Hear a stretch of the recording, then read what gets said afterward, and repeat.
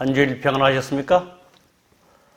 오늘도 계속되는 출애굽기 연구를 통해서 하나님의 음성을 듣게 되시고 하나님께서 당신의 백성들을 얼마나 사랑하시는지를 경험하시는 귀한 안식일 되시기를 간절히 바랍니다. 우리 출애굽기 연구 오늘 말씀의 제목은 열재앙이 주는 교훈. 이제 바로 앞에 모세와 아론이 섭니다. 그러나 바로는 순수히 하나님의 명령에 따르지 아니하고 끝까지 버티는 모습을 봅니다.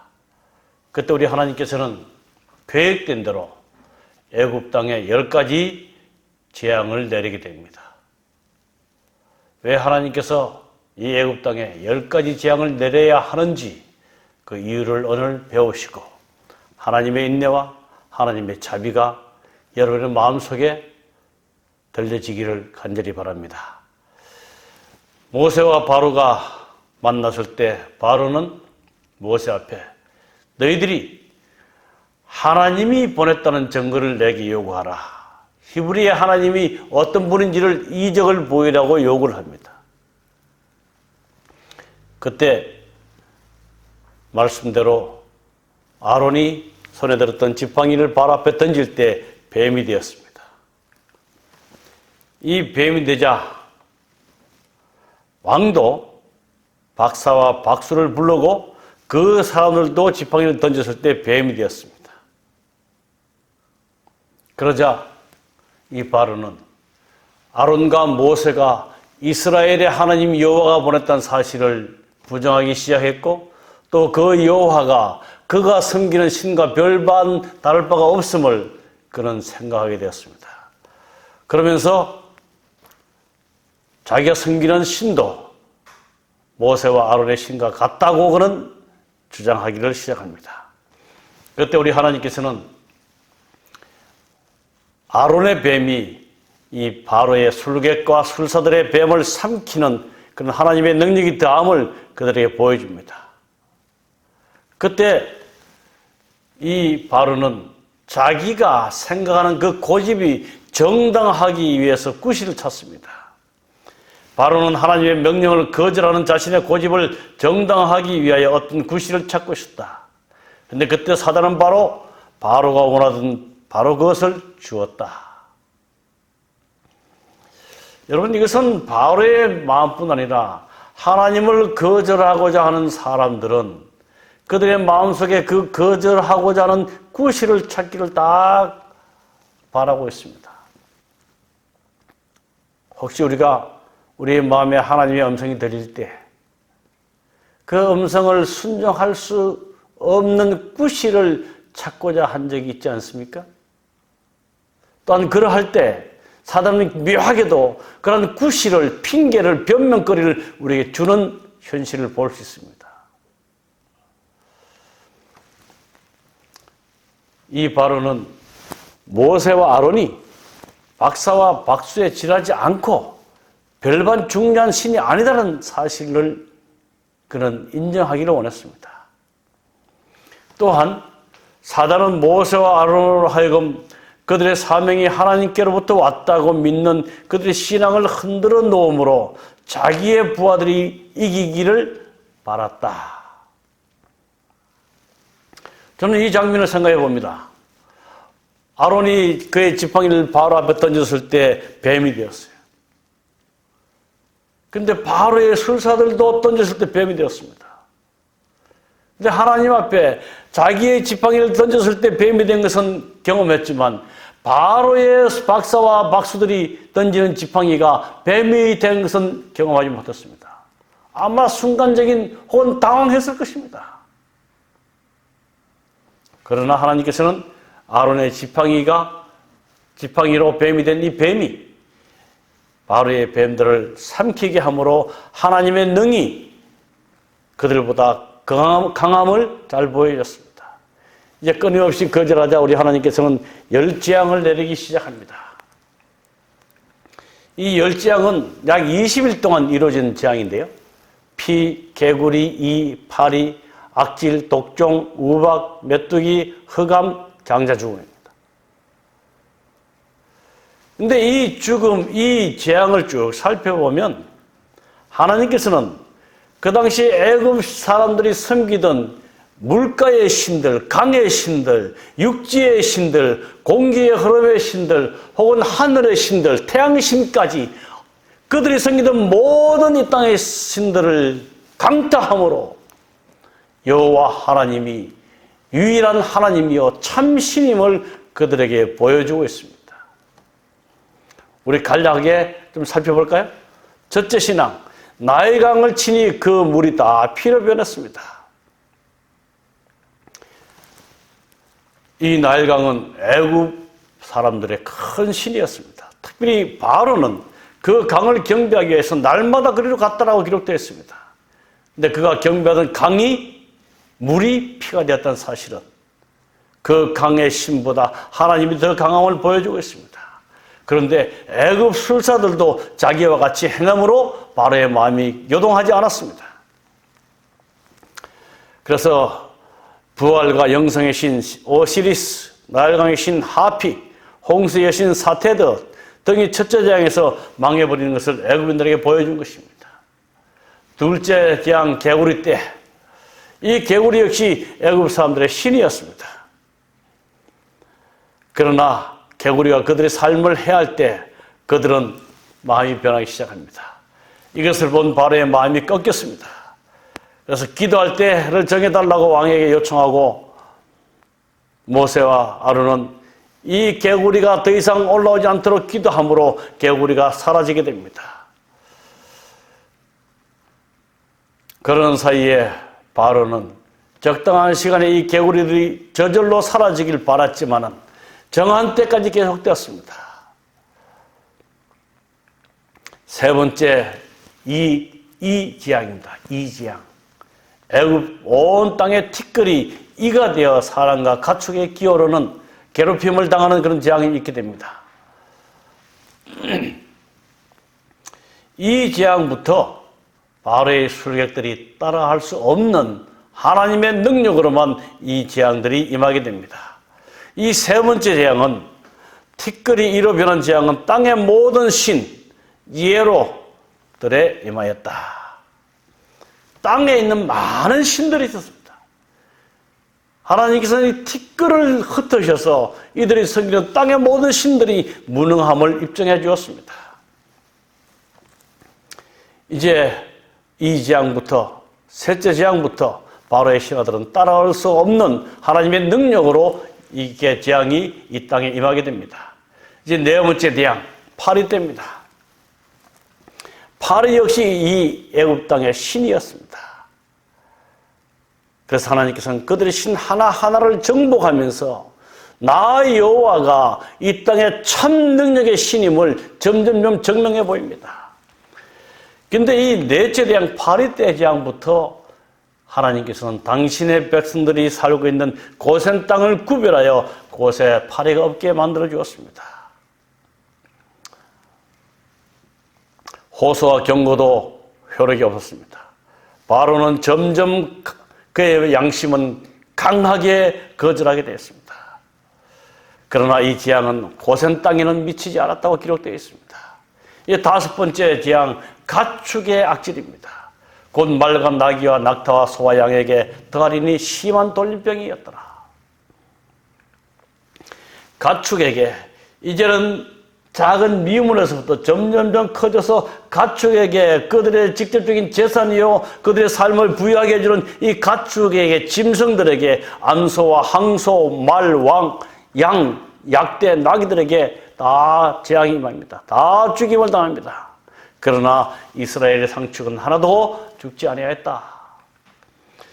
악질 재앙은 신성한 황소인 아피스, 암소 모양의 어머니인 여시인으로 다산의 상징인 하토르, 다산의 상징인 황소신 머네비스, 이런 그들이 정말 이 황소 같은 신들이 그들을 풍요롭게 하고 생산하게 한다는 그 믿음을 깨트리기 위해서 이 가축의 악질을 허락하였습니다. 여섯째는 독종입니다. 이제 독종은 사람에게도 임하는 재앙이 되었습니다. 우리 하나님께서는 점점점 그 재앙의 강도를 높여주셔서 사람에게 그 강도가 미치게 독종을 허락하셨습니다. 재가 부러졌을 때 사람과 짐승에게 붙어서 독종이 발화했다. 이제는 그들에게까지 미치는 재앙이 왔다. 그들은 더 이상 이스라엘의 하나님과 싸울 능력이 없었다. 술객들이 자신들의 몸을 보호할 수 없을 것을 볼 때에 전 국민은 그들을 믿는 것이 어리석음을 보게 되었다. 이제 이런 재앙을 통해서 많은 어리석은 백성들이 이 술객들이 그들을 보호한다는 그 사실을 깨트리고 이제는 그들이 아무 능력이 없음을 백성들에게도 보여주는 사실입니다.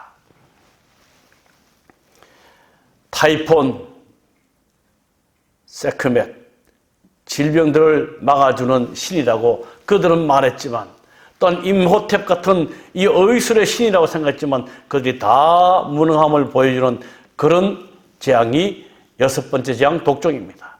이제 7번째 재앙 우박이 일어납니다. 이제 강에서, 땅에서, 이제 짐승과 동물에서 이제는 하나님께서 하늘을 이용하셔서 우박을 그들에게 내림으로 재앙을 허락합니다. 애굽 사람의 짐승과 밭의 모든 채소에게 내리리라. 다음에는 우박의 재앙이 바로를 이어받았다. 그러나 이와 같은 재앙 가운데서도 하나님께서는 긍휼을 나타냈고 사람 백성들은 시험됐을 때 얼마나 많은 사람이 하나님의 능력의 현실을 보고 그분을 경외하게 되었는지가 드러났다. 날씨를 주관하고 있다고 믿었던 여러 신들, 공기의 신 슈, 습기의 신인 테프노, 하늘의 신인 누트 등과 같은 신들을 공격하여서 무기력하게 만드는 것이 우리 하나님의 계획이었습니다. 이제 8번째 신앙 메뚜기 재앙, 8번째 재앙 메뚜기입니다. 메뚜기를 온 땅에 올라오게 해서 밭의 모든 채소를 먹게 함으로 전 국토를 기아로 만드는 이런 메뚜기 재앙이 이르게 됩니다. 이 8번째 재앙 메뚜기 재앙이 시작되자 바로가 이제 고백합니다. 내가 너희 하나님 여호와와 너희에게 득죄하였으니 천근 때 나의 죄를 이번만 용서하고 너희 하나님 여호와께 구하여 이 죽음만을 내게서 떠나가게 하라. 그래서 강풍을 허락하셔서 메뚜기를 다 홍해 쪽으로 몰아갑니다. 그럼에도 불구하고 바로는 그의 마음을 부드럽게 하지 않습니다. 국민들은 바로를 그들의 신의 대표자로 숭배해왔다. 그러나 이제 많은 사람들은 바로가 그의 모든 자연의 세력을 그분의 뜻의 수행자들로 만드신 한 분을 스스로 거역하고 있다는 것을 깨닫게 되었다. 그처럼 기적적으로 온통을 입은 히브리 노예들은 이제 해방을 확신하게 되었다. 그 당시 바로는 그 모든 국민들에게 신으로 추앙받았습니다. 그들의 특별히 신의 대표자로 숭배해왔습니다. 그런데 이제 이런 재앙들을 통해서 많은 백성들이 이 바로가 그들의 신이 될 수 없음을 그들은 깨닫게 되었습니다. 한편으로 이스라엘 백성들은 기적적인 은총을 통하여 이 재앙들을 보면서 그들이 이 재앙에서 면제되고 멸하는 모습을 보면서 살아계신 하나님을 다시 생각하게 되고 그 하나님을 믿게 마음이 움직이기 시작되었고 해방을 확신하게 되었다라고 기록되어 있습니다. 이제 9번째 재앙 흑암입니다. 더듬을 만한 흑암이라 전혀 보이지 않는 흑암이었습니다. 이 흑암은 이스라엘 애굽 사람들이 가장 크게 섬기는 태양신을 정면으로 공격하는 것입니다. 바로가 자신의 아버지라며 섬김을 강요했던 애굽 최고의 태양신 라가 얼마나 무기력한 우상인지 증명하시면서 태양은 섬겨야 할 우상이 아니라 누려야 할 하나님의 혜택임을 보이셨다. 오늘날도 태양신을 섬기는 사람들이 많이 있습니다. 제가 울릉도에서 첫 목회를 할 때 이제 밀레니엄 2000년이 시작되었습니다. 그 일출 떠오르는 태양을 보기 위해서 많은 사람들이 육지에서 왔습니다. 저도 그날 가봤습니다. 일찍 가봤습니다. 어떤 사람들은 새벽에 어느 바위 밑에서 종이를 털면서 계속 태양을 향해 절을 하고 있습니다. 아직도 떠오르지 않은 태양을 향해서 많은 사람들이 손을 들고 무엇인가 주문을 외우면서 절을 하는 것입니다. 놀라운 사실은 그날 아침 해는 거의 8시가 좀 넘어서 떠올랐습니다. 많은 구름들이 그 태양을 가리게 되었고 태양은 그들이 기대했던 아침에 일찍 떠오르지 않았습니다. 늦게 떠올랐어요. 그럼에도 불구하고 그들은 떠오르는 태양을 향하여 절을 하는 모습들, 주문을 외우는 모습들을 보게 됩니다. 우리 하나님께서는 그들의 심정을 아시고 구름으로 그 태양을 가리셨다는 사실입니다. 여러분, 이 9번째 흑암의 재앙은 오늘날도 많은 사람들이 섬기는 태양신을 무능하게 만들었다는 것을 증명하고 있습니다. 태양은 섬겨야 할 우상이 아니라 누려야 할 하나님의 창조의 혜택임을 우리에게 가르쳐주고 있습니다. 마지막으로 10번째 재앙입니다. 초태생의 죽음입니다. 장자와 가축의 모든 처음 난 것 다 죽는 재앙이 이르러옵니다. 바로가 끝까지 거절하자 하나님은 이제 생명, 사람의 생명으로 하나님 되심을 증명하고 있습니다. 여호와께서 이같이 말씀하시기를 밤중에 내가 애굽에 들어가리니 애굽 가운데 처음 난 것은 위에 앉은 바로의 장자로부터 맷돌 위에 앉아있는 여종의 장자까지와 모든 생축에 처음 난 것이 다 죽을지라. 애굽 전국에 전무후무한 큰 곡성이 있으리라. 그러나 이스라엘 자손에게는 사람이나 짐승이나 개도 그 혀를 움직이지 아니하시리니 여호와가 애굽 사람과 이스라엘 사람에 구별하는 줄을 너희가 알리라. 우리 넷째 재앙부터 하나님께서는 이스라엘 백성들을 구별하시고 고센 땅을 구별하셨습니다. 그것이 이스라엘 백성들에게도 끊임없이 나는 너희의 하나님이라는 것을 말씀하시고 애굽 백성들에게는 너희가 섬기는 신보다 나 여호와가 전능자요 최고의 신임을 계속 보여줍니다. 특별히 10번째 신앙은 바로의 신성을 공격하는 것이다. 애굽 사람들은 바로를 생명을 주는 오시리스와 태양신의 화신으로 믿고 있었다. 이 바로가 오시리스와 태양신의 분신으로 믿고 있습니다. 바로의 임무는 신들의 은총을 유지하고 질서의 여신 하마트의 법을 집중하는 것이었다. 그러나 그는 자기 아들의 죽음도 막지 못하는 무능한 자였음이 10번째 재앙을 통해서 드러나게 되었다. 이렇게 해서 10가지 재앙이 일어나게 됩니다. 이제 다음 시간에는 6월절을 우리가 더 공부하면서 이 12번째 재앙을 조금 더 자세히 살펴보겠습니다. 그런데 왜 이스라엘 백성들에게, 아니 이 왜 애굽 땅에 10재앙이 필요했을까? 첫 번째는 이스라엘 백성들의 믿음을 키워주시기 위해서입니다. 히브리 사람들은 특별한 신앙의 시련이나 실제적 고통과 어려움 없이 자유를 얻게 되기를 기대해왔다. 그러나 그들은 아직 해방될 준비가 되어 있지 않았다. 그들은 하나님께 대한 신앙이 거의 없었으며 그분이 그들을 위하여 일하시기에 적당하다고 보실 때까지 그들의 고통을 참을성 있게 견디기를 좋아하지 않았다. 이 이스라엘 백성들은 해방될 준비가 되어 있지 않았어. 하나님께 대한 신앙이 없었습니다. 여러분, 우리 하나님께서는 큰 능력으로 한 번의 재앙으로 이 이스라엘 백성들을 출애굽시킬 수 있었습니다. 그럼에도 불구하고 하나님께서는 10가지 재앙으로 계속 우리 기간적으로 볼 때는 20일을 거친 계속 점차적으로 강한 강도의 시험을 허락하신 이유는 먼저 하나님의 백성들, 하나님을 잊어버리고 율법을 잊어버리고 하나님 예배를 잊어버린 이 이스라엘 백성들에게 참 하나님이 어떤 하나님인지를 공개하시면서 그들의 믿음이 자라기를 해방될 준비를 하기 위해서 10재앙을 허락하셨습니다. 많은 사람들은 낯선 땅으로 이주하는 데 따르는 고난을 당하기보다는 차라리 노예 상태로 머물러 있는 것에 만족하였다. 모세와 아론이 가나안 땅을 향해서 해방하리라는 이 기별을 그들에게 갖고 왔을 때 그들은 새로운 땅으로 이주하는 그 고난보다는 그냥 노예 상태로 머물러 있기를 만족하였다. 어떤 사람들은 그들의 습관이 애굽 사람들의 습관과 매우 흡사하게 되었기 때문에 애굽에 거하기를 좋아했다. 저는 이 말씀을 보면서 오늘 하나님 백성들 가운데 오늘 우리 중에 하늘 가나안에 가는 데 따르는 고난을 당하기보다는 차라리 죄의 노예 상태로 이 땅에 머물러 있는 것을 더 좋아하는 사람들은 없을까?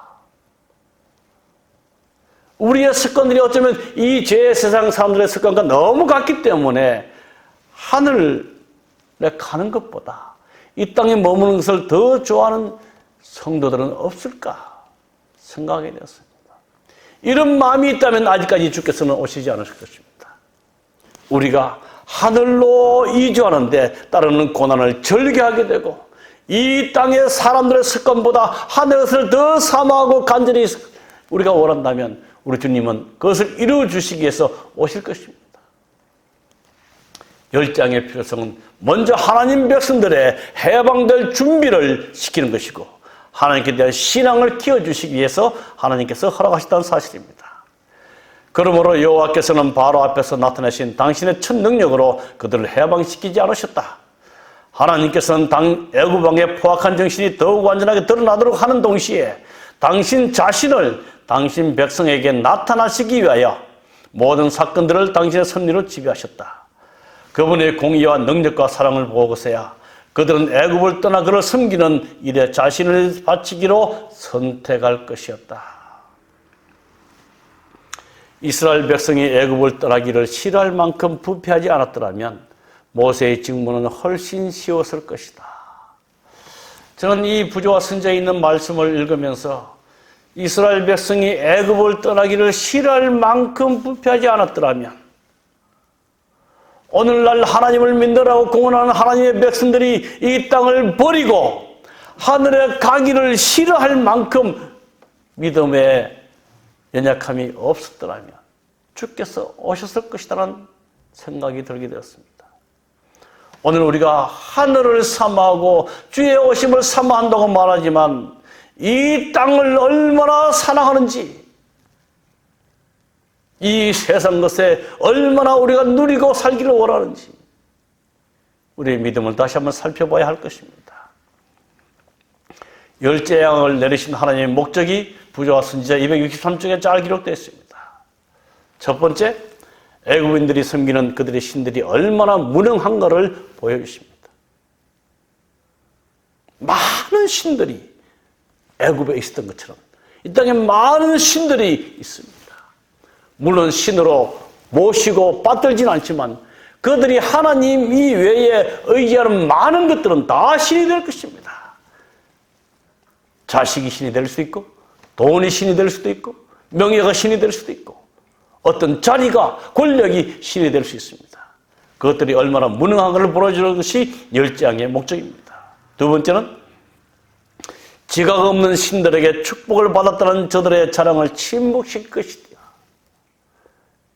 애굽인들은 바로를 비롯하여 많은 애굽인들은 그들이 섬기는 신들이 그들을 축복했다는 이 자랑을 침묵시킬 것이다. 오직 여호와라고 하신 하나님만이 모든 것들을 주관하시는 신임을 그들에게 보여주는 것이 열 재앙을 내리신 하나님의 두 번째 목적입니다. 세 번째, 다른 국민들, 하나님을 알지 못하는 사람들이 당신의 능력에 대한 소문을 듣고 당신의 전능하신 행사에 대하여 두려워하고 섬기기를 원하셨던 것입니다. 이제 애굽에 내린 열 재앙의 사건들을 보면서 애굽 위의 나라의 사람들은 그 나라에 임한 일들을 들으면서 여호와 하나님의 능력에 대한 소문을 듣고 그들이 하나님께 관심을 가지기를 원했던 목적이 있습니다. 네 번째는 당신의 백성들이 우상 숭배로부터 돌아서서 당신께 순결한 예배를 드리게 하심으로 당신의 성호를 영원롭게 하시기 위해서 열 재앙을 내리셨습니다. 하나님께서는 당신의 백성들을 죄의 종, 애굽의 종에서 이제 벗어나서 그들을 자유케 하시고 그 자유로움을 주신 하나님을 예배드리게 하기 위해서 하나님의 성호를 영원롭게 하기 위해서 이 열 재앙을 허락하셨다는 사실입니다. 이제 여기서 우리가 또 하나 살펴봐야 될 것은 여호와께서 바로의 마음을 강팍하게 하사라는 글이 나옵니다. 한 8번이 나오는데요. 제가 3번이나 기록해 봤습니다. 내가 바로의 마음을 완악하게 하고 9장 12절 여호와께서 바로의 마음을 완악하게 하셨다. 출애굽기 10장 20절 여호와께서 바로의 마음을 완악하게 하셨으므로 거의 비슷한 내용의 글이 8번에서 10번 나옵니다. 이 말씀의 뜻이 무엇일까? 바로에게 아론과 모세를 보내셔서 내 백성을 내어 보내달라고 말씀하신 이 하나님께서 바로의 마음을 강팍하게 하셔서 백성을 보내지 않게 하셨다. 뭔가 말이 맞지 않습니다. 여호와께서 바로의 마음을 강팍하게 하셨다는 이 말씀의 의미가 무엇인가? 만나주서는 이렇게 설명합니다. 하나님께서 바로의 마음을 완악하게 하셨다는 표현은 하나님께서 그분의 예지하심과 미리 아심과 예언적 섭리 아래서 바로의 완악함을 허락하셨다는 뜻으로 볼 수 있다. 사실 온 우주의 주인은 하나님이시므로 그분의 허락 없이 일어날 수 있는 일은 아무것도 없다. 바로의 완악함을 허락하셨다. 좀 다르게 표현하면 바로가 계속 마음에 강팍하게 되는 것을 그대로 내버려 두셨다는 사실입니다. 우리 로마서에 있는 말씀이 그것을 잘 증명하고 있습니다. 로마서 1장 24절. 그러므로 하나님께서 저희를 마음의 정욕대로 더러움에 내어버려 두사 저희 몸을 서로 욕되게 하셨으니, 하나님께서 당신의 백성들, 이 땅의 사람들이 하나님을 떠나서 죄를 지을 때 끊임없이 그들의 마음을 성령의 음성으로 거절할 때에 그 더러움에 그대로 내어버려 두사 허락하시다는 뜻입니다. 바로가 하나님께서 내리신 이 10가지 재앙을 경험하면서도 그는 끝까지 완악함을 고집할 때 하나님께서는 그대로 내어버려 두었다는 것입니다. 그 말의 의미가 하나님께서 바로의 마음을 강팍하게 하셨다라고 표현되어 있습니다. 우리 하나님께서는 인간을 창조하실 때 우리에게 주신 가장 큰 선물인 의지의 자유, 자유의 선택의 자유를 우리에게 허락하셨습니다. 그래서 우리는 선악간의 대전투에서도 우리가 하나님을 섬겨야 할지를 우리의 자유의 선택에 의해서 우리에게 허락하셨습니다. 그런 하나님께서 바로의 마음을 강제적으로 강압적으로 움직이지 않으셨음을 우리는 알 수 있습니다. 여기 부조와 선지자 다시 보면 왕은 완고하게 그 빛을 거절하고 그것에 유의하지 않았다. 그가 거절한 무한한 능력이 나타날 때마다 그의 반역은 더욱 굳어지고 결정적이 되었다. 바로의 마음은 그의 완고함이 한 단계씩 더해지는 자신의 길을 계속 추구해 감에 따라 점점 굳어졌어. 마침내 그는 죽은 그의 맏아들의 싸늘한 얼굴을 볼 수밖에 없었다. 그는 성령의 감화에 대항하여 마음을 굳게 하였다. 계속 빛을 거절하면 그의 더욱 강력한 감화력도 영구적으로 감명을 주지 못하는 곳에 자신을 두게 된다. 죄를 반복할 때마다 그의 저항력은 감소되고 그의 눈은 어두워져서 죄에 대한 자각을 상실하게 된다. 여러분, 화인 맞은 양심이 무엇인지를 설명해 주고 있습니다. 성령의 음성이 계속 그에게 호소하지만 그는 점점 강하게 성령의 음성을 끝까지 거절할 때 하나님께서 용서하시지 않기 때문이 아니라 그가 하나님의 마음을, 하나님의 음성을 받아들일 마음의 준비가 없기 때문에 그때 우리 하나님께서는 심판하시게 되는 것입니다. 이것이 여호와께서 바로의 마음을 완고하게 하사라고 기록되어 있다는 사실을 여러분 이해하시기를 바랍니다. 이제 특별히 구별하신 고센 땅, 우리 하나님께서는 넷째 재앙부터 당신의 백성들이 머문 이 고센 땅을 그 재앙으로부터 면제해 주셨습니다. 내 백성, 재앙으로부터 이스라엘을 구별하신 것은 하나님께서 그들을 당신의 백성으로 인치신 구속의 행위라는 의미를 지닌다. 긴 세월 동안 총살인 모습으로 하나님을 잊어버리고 그의 율법을 잊어버리고 신앙도 전혀 없는 이들을 내 백성으로 감싸주시는 하나님의 그 자비와 인내가 오늘 제 마음을 감동시킵니다. 여러분, 우리가 무엇인가 좀 있기 때문에, 잘났기 때문에 하나님께서 우리를 선택하신 게 아닙니다. 우리를 불쌍히 여기셔서 우리를 죄 가운데서 구원하셔서 하늘로 인도하시기 위해서 저와 여러분을 부르신 하나님의 은혜를 꼭 기억하시기 바랍니다. 나일 삼각주에 위치했던 고센 땅은 지리적 여건으로 보아 각종 재앙의 영향을 더 많이 받아야 했음에도 불구하고 이스라엘 백성의 거주지라는 이유로 그 영향권에서 완전히 벗어날 수 있었다. 이런 역사와 환경을 친히 주장하시는 하나님의 능력에 의한 보호였다. 세상이 험악합니다. 여러분, 정말 이제 이 세상은 많은 것들로 하나님 백성들을 위협하고 있습니다. 코로나 이제 거의 벗어난 듯합니다. 그러나 또 다른 팬데믹이 일어날 것입니다. 이제 유가가 고공행진을 하고 있습니다. 또한 이제 많은 경제학자들이 모여서 이 땅의 경제 위기를 이야기하고 있습니다. 식량 위기를 이야기하고 있습니다. 또한 금리가 인상이 됩니다. 한 사람은 오일을 통제하라. 그리하면 국가를 통제하게 될 것이다.